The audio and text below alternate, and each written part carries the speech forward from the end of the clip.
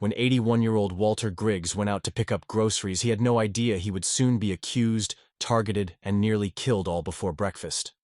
The events inside that Kroger shook an entire city and left many in shock. It was just before 7 in the morning when Walter Delmar Griggs, a retired Army sergeant, parked his Buick in the Kroger lot on Victory Drive in Savannah, Georgia. The sky was still a dull gray from the rain the night before, and most of the parking spaces were empty. Walter preferred it that way. Quiet. Peaceful. With no one blocking aisles or cutting ahead in line. He found a spot close to the entrance, reached over to the passenger seat for his folded shopping list, and straightened the collar of his worn green jacket. On the left side of his chest, his Vietnam service ribbon patch was starting to fray, and his cap, faded from the sun and age, still proudly showed the emblem of the 25th Infantry Division. He only needed a few things: eggs, milk, and his blood pressure medication. Nothing else. Inside the store, the atmosphere was tranquil. The soft squeak of wheels on tile floors and the distant beeping from the self-checkout lanes were the only sounds. Walter gave a nod to a young employee restocking bananas and a small wave to the janitor polishing the floor as he headed to the dairy aisle. He moved more slowly these days, his left knee acting up since the weather had changed, but he disliked using motorized carts. Mostly pride and stubbornness kept him on his feet. Glancing down at his list once more, he confirmed eggs and milk were next. Picking up a prescription was simple enough at the pharmacy counter. Walter paused and leaned on the shopping cart. The technician on duty, a young woman in her 20s named Madison, greeted him politely, saying, "Good morning, Mr. Griggs.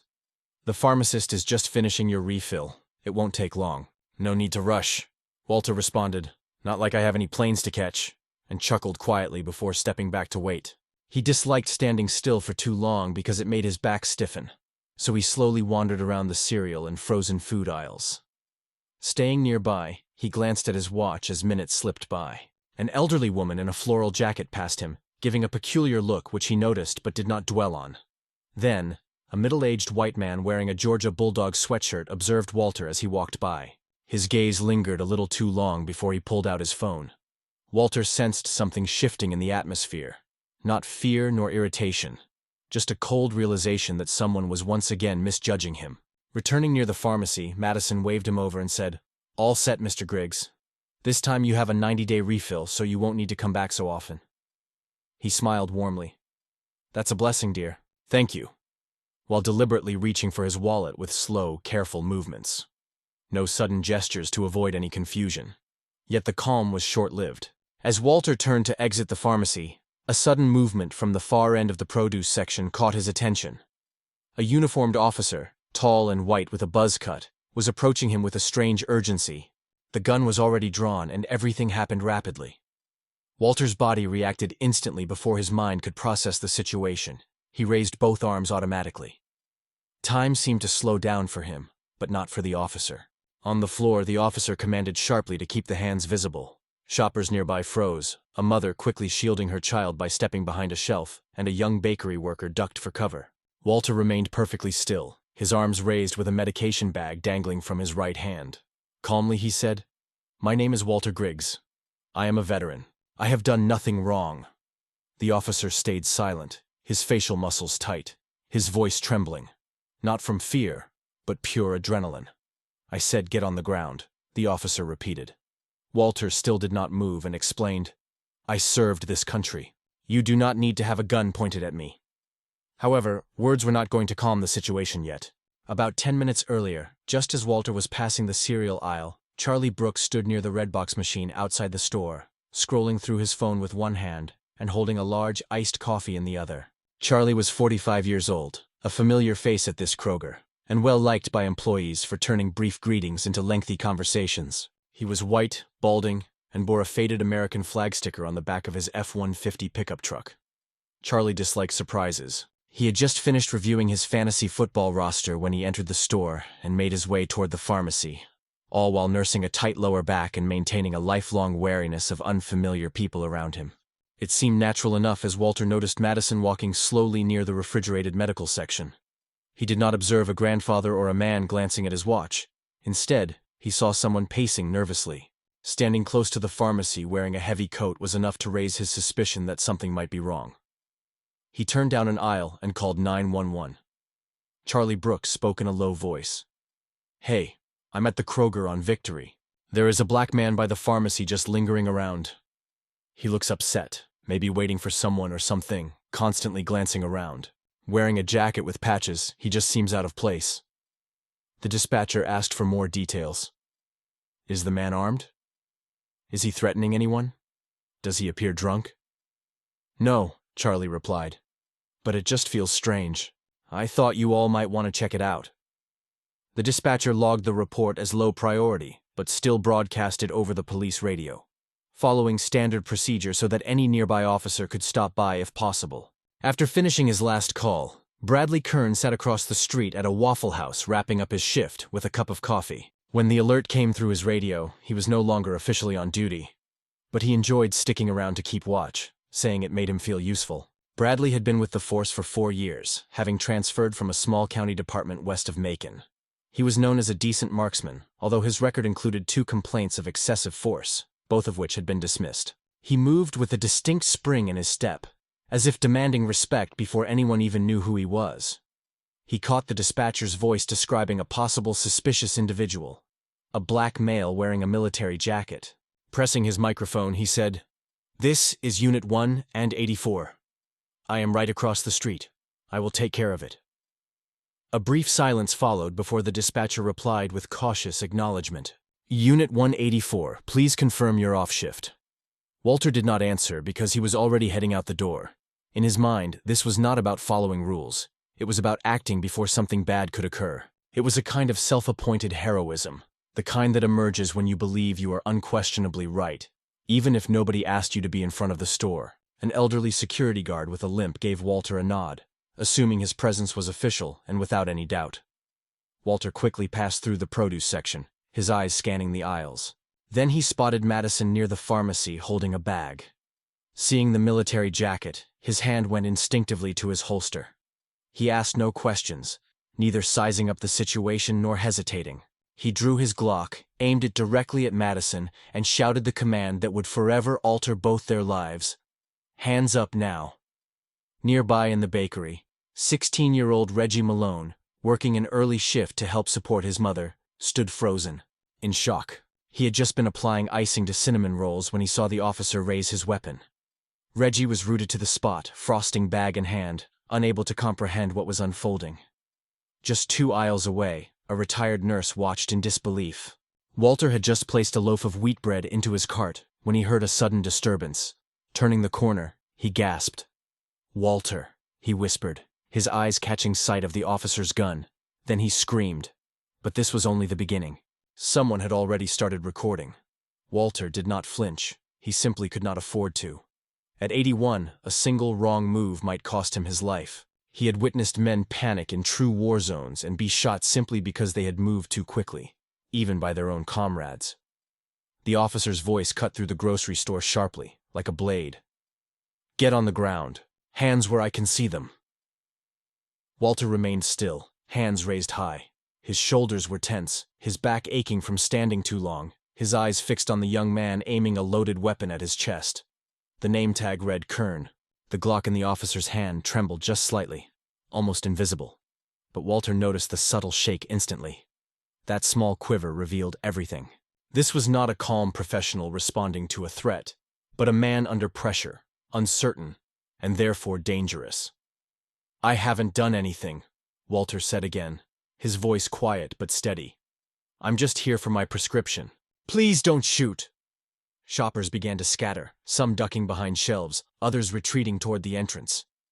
Yet a few paused, frozen by the unfolding drama. Most had known Walter, seeing him shop here every Sunday morning for the past 10 years. Madison moved closer, gripping her cart's handle with trembling white knuckles. "That is Walter Griggs," she yelled at the officer. "He is a veteran. Everyone around here recognizes him." Officer Kern kept his weapon aimed, his voice wavering slightly. "But he did not move his feet, ma'am. Stay back." Walter's gaze flickered toward Madison. "Do not get involved, Madison. You understand how these situations unfold." She ignored the warning, stepping forward. "I worked as a trauma nurse for 22 years, she said, disregarding the cart. "And I have witnessed the consequences when armed men jump to conclusions. You are about to make a decision you will regret for the rest of your life, son, I ordered. Take a step back. Another voice, younger and uncertain, interrupted from behind a cookie rack. It was Charlie Brooks, holding his phone aloft. I am recording, sir. Just so you know, I am capturing everything. Officer Kern's head snapped toward Charlie's direction. Put that phone away. I have the right to... Charlie responded with a shaky but determined tone, and did nothing else. Soon, more phones appeared. A woman in yoga attire stood frozen by the frozen peas, live streaming the event on Facebook. Nearby, a father clutching his toddler whispered into his phone as he edged toward the dairy aisle for safety. Get on the ground, Karen repeated. Though this time her command lacked the previous force. The atmosphere was shifting, the balance of power changing. His orders no longer dominated the space as they had just moments before. Walter lowered his hand slightly. Not enough to seem less threatening, but enough to speak more openly. Young man, he addressed the officer calmly and confidently. I fought for this country twice. I buried comrades who never returned. I carried a rifle long before your mother even considered having children. Do you think I came here this morning to stir up trouble over a bottle of pills and a carton of eggs? Walter's lips pressed together, as if unsure how to respond. The world seemed to slow down around him, yet not in the way officers are trained to handle. His sense of control was slipping right there in aisle 7. I am giving you a lawful order, he began, and I am giving you a moment to reflect.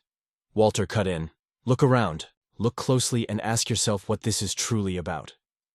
Silence stretched on for a while, then a voice broke through strong and urgent. Officer Kern. That man is a regular here. His name is Walter Griggs, and he has done nothing wrong. It was Charlie Brooks, the store manager, hurrying from the customer service desk, short, stocky, with a flushed face. Charlie raised his hands as if to calm a stampede. I just reviewed the security footage. He was only waiting for his medication. Kern shifted his gaze toward Charlie, appearing overwhelmed now, unsure. He looked at Walter, then at the watching crowd, dozens of eyes fixed on him. Phones raised, no words could erase the moment. You should lower your weapon, sir, Charlie insisted more firmly now before things escalate. Yet Kern did not lower it, not yet, until one last voice cut through. That final voice rose from the flower stand. It wasn't boisterous, but it pierced everything. You are aiming that gun at my neighbor. Everyone turned to see who had spoken. It was Leonard Lenny Tuckson, a slender black man in his late 60s wearing a blue Veterans of Foreign Wars jacket and carrying a shopping basket filled with oranges and instant oatmeal. He spoke softly and moved deliberately, but the way he stood, with his shoulders slightly angled and his feet firmly planted, showed he was not about to back down. Lenny had served alongside Walter back in Normandy, the same unit, and they had endured more hardships together than most could imagine. He was not going to stand by and watch his friend get shot in a grocery store by a nervous officer with a shaky hand. I asked, Are you really pointing that weapon at my neighbor? Lenny repeated, stepping forward calmly. Kern looked around. His confidence was fading. He still held the gun up, but his body language was shaky. His feet shifted, his jaw tightened, and he found himself surrounded not by enemies, but by undeniable reality. You are about to shoot a man buying groceries, Lenny said quietly, because of a phone call from someone who should have minded their own business. You will pull that trigger, destroy your life, and his over a bottle of lisinopril. Kern stayed silent and motionless. Lenny moved closer to Avon, who had her hand over her chest, trying to steady her heartbeat. Walter, he said gently. Are you all right? Walter gave a slow nod, as good as could be expected, with a gun pointed at his chest. Behind them, Reggie's phone was still recording. His hand was growing tired, but he did not dare stop now. I have you. Walter, he said quietly. Then a new voice sliced through the silence, this time from the store's intercom. This is Kroger management. All customers, please remain calm. Law enforcement is present on the premises. Please stay where you are. The announcement only intensified the unease. People began murmuring. Some glanced cautiously from behind aisles. Others crouched down low. A woman in her 50s wept softly near the deli. Amid the chaos, Kern's hands started to drop. Not completely, but enough. Roger, the store manager, moved closer with measured steps. I'm asking you, he said, not just as an officer, but as a fellow human, please lower the weapon. Kern remained silent, his gaze flickering between Walter and the onlookers. I've got kids watching this on their phones right now. Roger continued. This is something you'll carry with you forever. Put it down. A pause followed a long one, then Kern slowly, finally lowered the gun, and it was not dramatic, it was not smooth, it was gradual, hesitant like a man pulling himself from quicksand. He did not holster the weapon yet, but the barrel no longer aimed at Walter. The room sighed in relief. Yvonne stepped forward and gently took Walter's arm. "Let's have a seat," you said. "I'm fine," Walter replied. "Let me pay for my eggs first." Those nearby chuckled quietly, nervous laughter, but real Kern stood motionless, uncertain of his next move. His power had drained away like a slow leak, and now he resembled a man who had lost his way. The moment had slipped past him and everyone could feel it. Then the front doors abruptly swung open. 2 officers arrived on the scene, both young and wearing calm expressions. They glanced at what was happening and instinctively slowed their pace. "What is going on?" the taller one inquired. Roger raised his hand and replied, "Everything is under control now."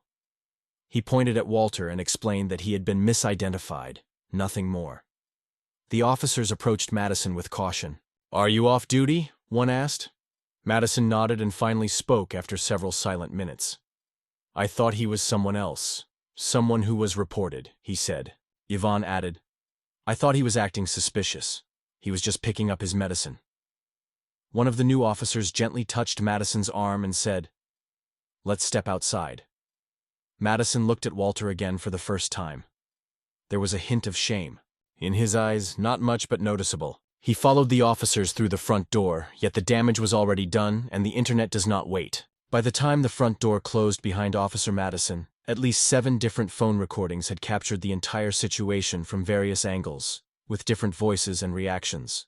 One of the clearest videos belonged to Charlie Brooks, who uploaded it the moment Madison walked outside without saying a word.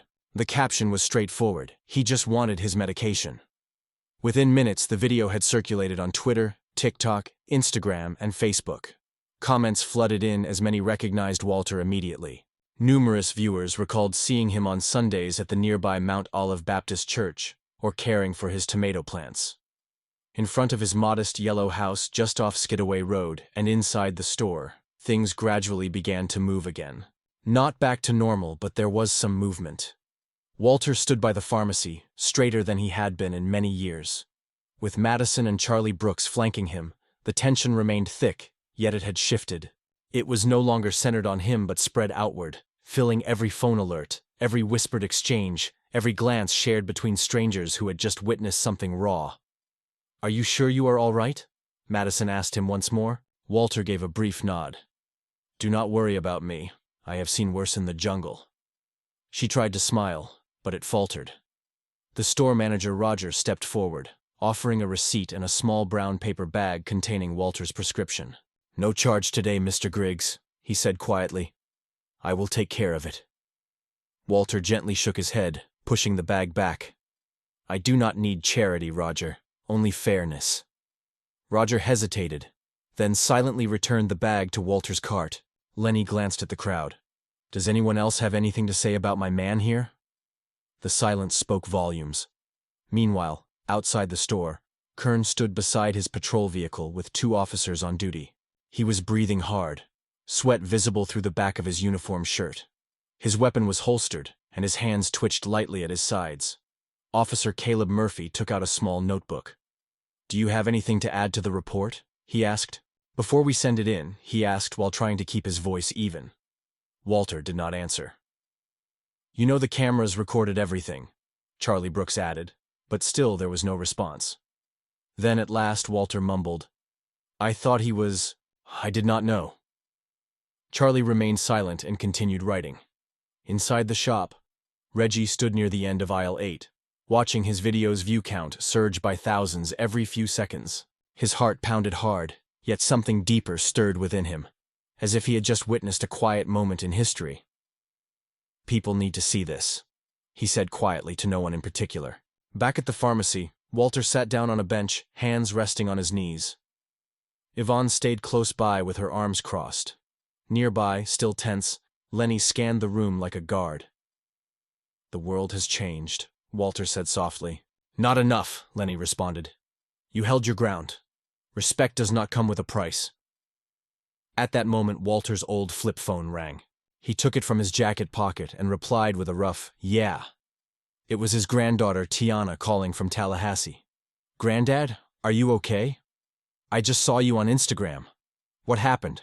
Someone said a cop pulled a gun on you." Walter sighed. "I'm fine, baby. Just one of those mornings.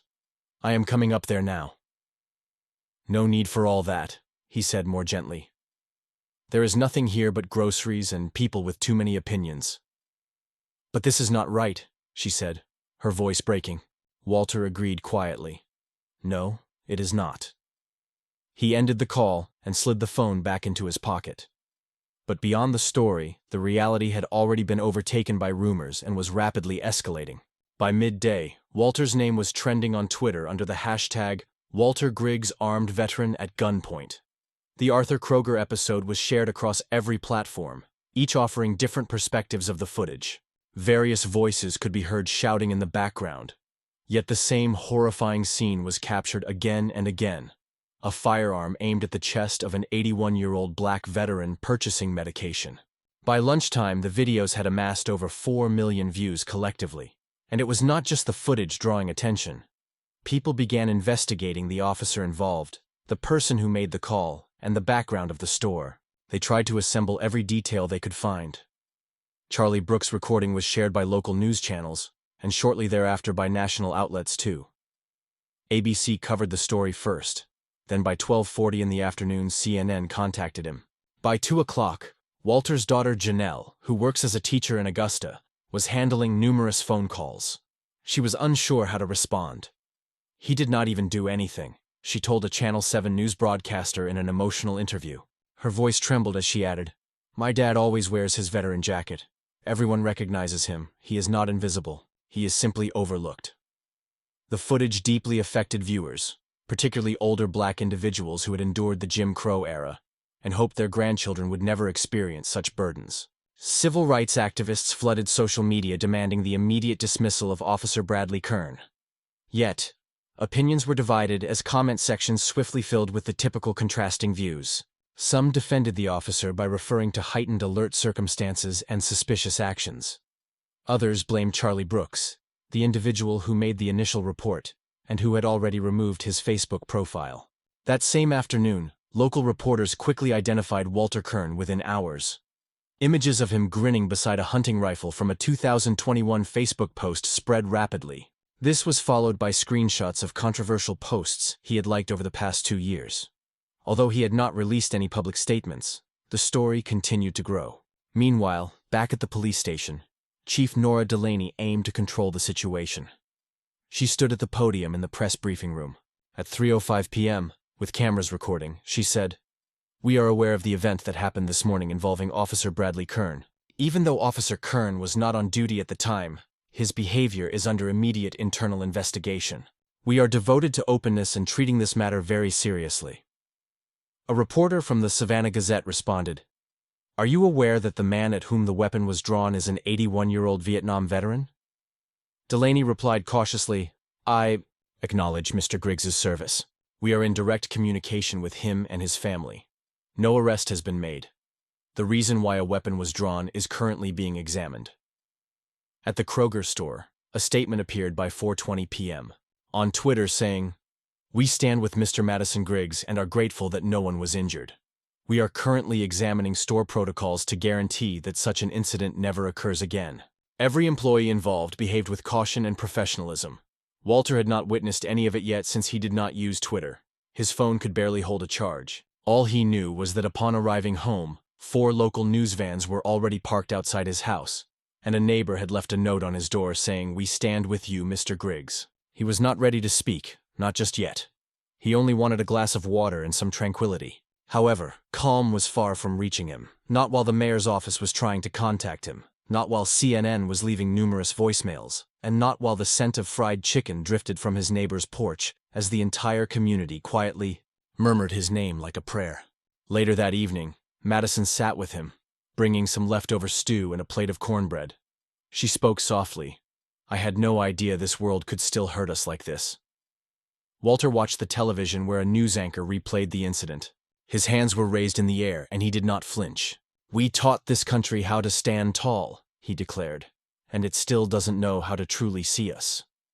However, By the next morning, the city faced a critical choice, and all eyes focused on the badge.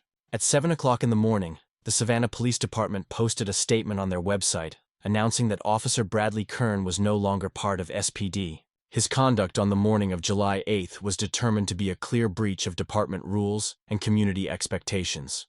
The news spread quickly as local radio hosts read the headline between their advertisements. High school students discussed it while eating pancakes in the cafeteria, and church groups shared it via text messages. For some, it brought a silent sigh of relief and a sense of justice. For others, it felt like a mere scratch on a deeper hurt. Outside Walter's house, a few reporters lingered, but the major networks had already packed their equipment and moved on to the next urgent story. Walter did not mind because he was not interested in brief sound bites. He felt he had said all that was necessary. When that officer had a gun pointed at his face, what caught him off guard was the letter that arrived afterward. That afternoon, a courier came to his door. Not with a package, nor a reporter's request. It was a young woman wearing a polo shirt embroidered with the city's owl emblem on her chest. She handed him a folder and quietly mentioned it came from the mayor. Walter carefully opened it and found a handwritten message from Mayor Dennis Travis. The note read, "Mr. Griggs, I have watched the footage and read every report. As both your mayor and fellow citizen, I want to offer my sincerest apologies. What you went through should never happen to anyone, especially not a man who has given so much to the community. We are beginning a full investigation into how civilian reports are handled, and I hope you will consider attending a town hall meeting next week. Your voice is important. With respect, Dennis." Walter read the letter twice before gently placing it back into the folder. "I don't want any spotlight," he muttered. "I just want to get my medication without having a gun pointed at me." However, he kept the note somewhere else in the city where reactions varied. Officer Kern's supporters, mainly tight-knit online groups, argued that the department had yielded to outside pressure. Some blamed the media for stirring things up. Others insisted Kern was doing the right thing, even though he was off duty at the time. Yet the videos told a different story, and Kern's silence in his own defense did not help. Charlie Brooks, the individual who had made the initial emergency call, was approached outside his home by a local news team. Standing next to his garage with his arms folded, he seemed uncertain as always. "I never intended for all this to happen," he explained. "I just thought it seemed suspicious. I wasn't trying to cause trouble." When questioned if he would repeat his actions, he hesitated and admitted, "I don't know. Maybe I should have just minded my own business." His social media account had since been removed. Meanwhile, Reggie Malone, only 16 years old, was being hailed as the teen who saved a veteran. Some of his classmates started a fundraising campaign to help him get a new phone. The videos he captured had become crucial evidence, frequently referenced in news stories and even acknowledged by the police chief herself. Yvonne was invited to appear on a discussion panel at a local college to share her experience. But she politely declined, saying, "I don't want to preach. I just want people to care." Across Savannah, especially within the Black community, Walter's story ignited conversations that had been long overdue. These talks took place in barbershops, church basements, on front porches, and during leisurely afternoon strolls. People exchanged experiences, some sharing tales of being followed around stores, others recounting traffic stops that suddenly intensified without cause. Some told stories of uncles and grandfathers who returned from wars only to be viewed as strangers in their own nation. This was not a new issue. It had just been caught on camera. Walter's granddaughter Madison showed up the next day. She brought along her 2-year-old son Jackson, who dashed through the living room pulling at Walter's trousers. Unaware of the ordeal his grandfather had just endured, she asked, "Are you okay, Granddad?" hugging him tightly. "I'm fine," he replied. "Did you bring diapers?" She laughed and nodded. "Yes, as well as food and maybe a bit of calm." Walter settled back into his reclining chair, observing Jackson wobble while playing with a toy car. Calm sounded appealing, yet peace develops slowly when the past keeps recurring. Walter still had something more to share 3 days after the event. A town meeting was held at the Yamacross Center on Louisville Road. The city chose an informal format with folding chairs, lemonade, and an open microphone. There were no formal speeches or security personnel present, just residents and their accounts. The hall was filled not only with African American community members, but also veterans, nurses, teenagers, elderly white couples from Midtown, and even a handful of off-duty officials quietly sitting at the back. The quiet before the meeting began felt heavy, as if everyone waited to see who would start speaking first. Walter had no intention to comment initially. He only attended because Yvonne urged him, saying, "You should speak." She said it was not for them, but for you. So he took a seat toward the back, cap in hand, listening attentively. A young mother shared the story of her son being stopped last year while on his way to a college interview.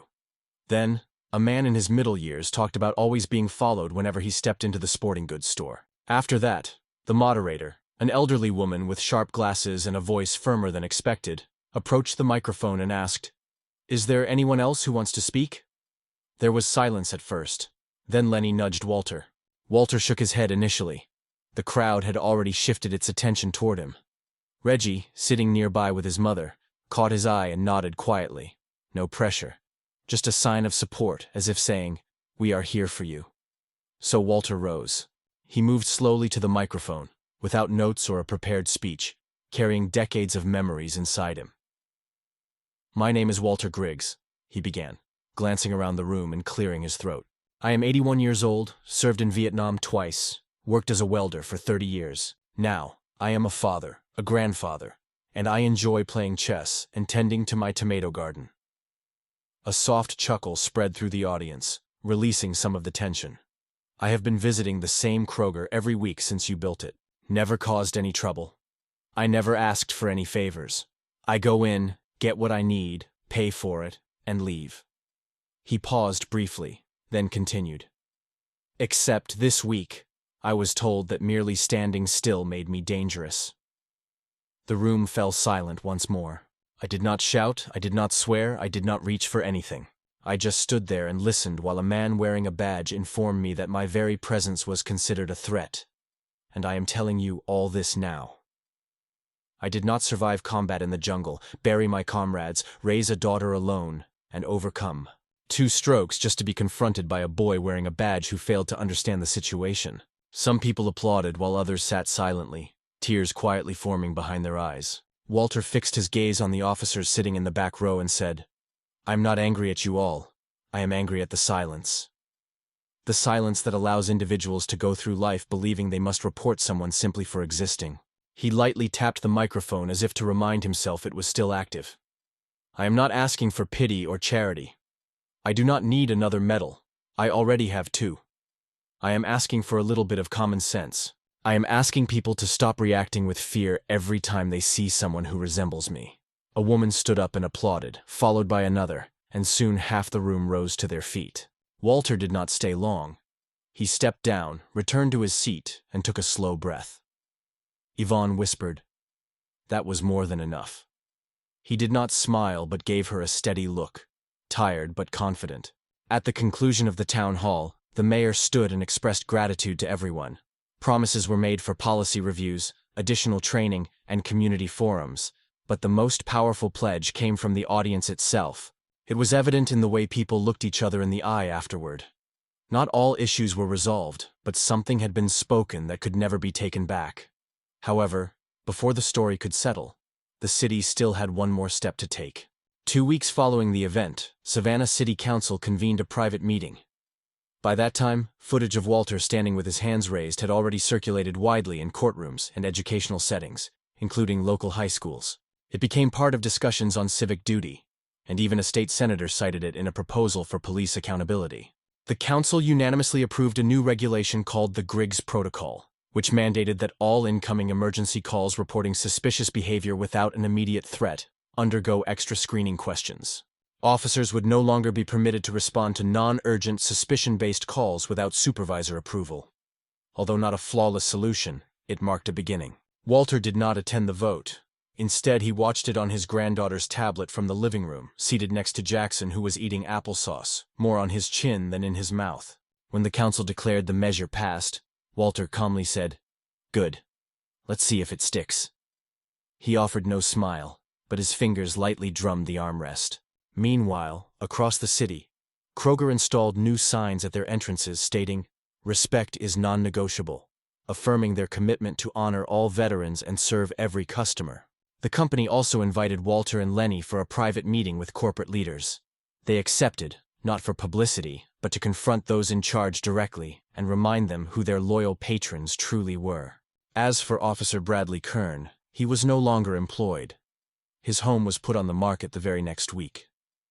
Neighbors mentioned they had not spotted him since the dismissal, and some accounts suggested he had relocated north to live with a cousin.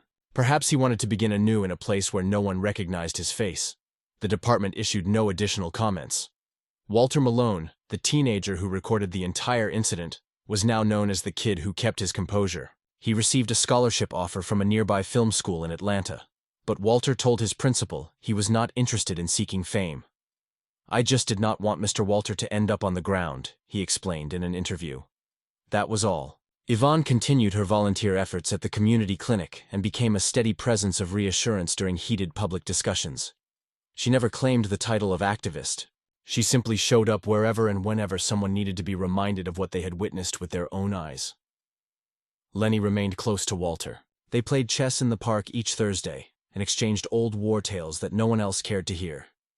Sometimes they sat in silence, merely observing people pass by. "I used to think our generation had endured the worst of times," Lenny said. One day, Walter looked at the children playing near the swings. "Maybe we just learned how to keep breathing as it goes on." Walter's home was quieter now.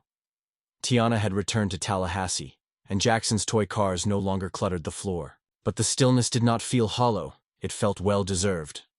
One afternoon, Walter opened his mailbox. Walter discovered a small envelope without a return address. Inside was a single handwritten note that read, "Thank you for standing still. Some of us needed to see that a stranger is trying to improve." He attached it to the fridge using a magnet shaped like a tomato. That evening, he sat calmly on the porch with a folded newspaper resting on his lap, watching the sun disappear below the horizon.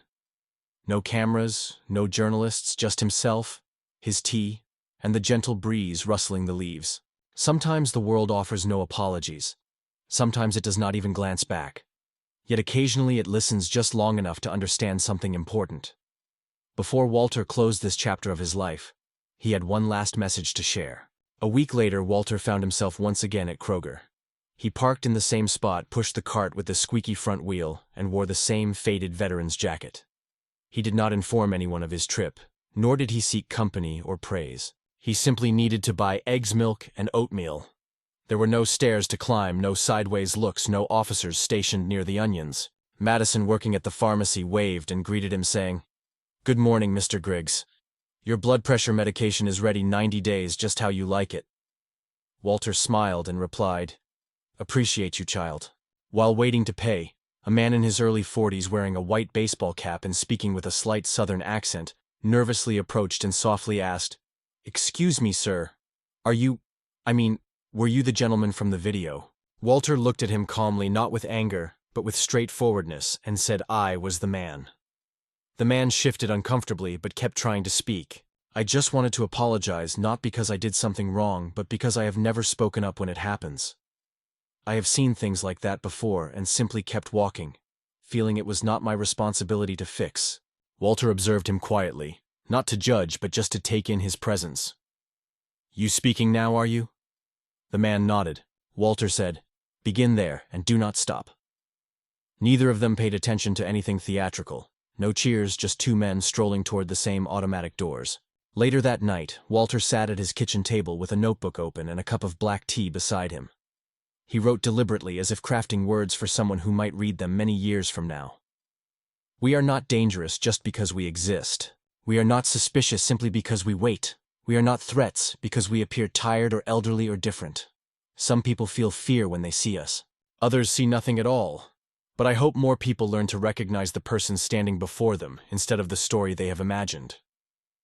He closed the notebook and leaned back in his chair. Outside, a dog barked in the distance, and the wind rustled the trees just outside the window.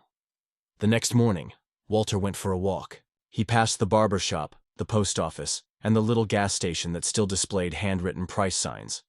He waved at a group of children riding their bikes.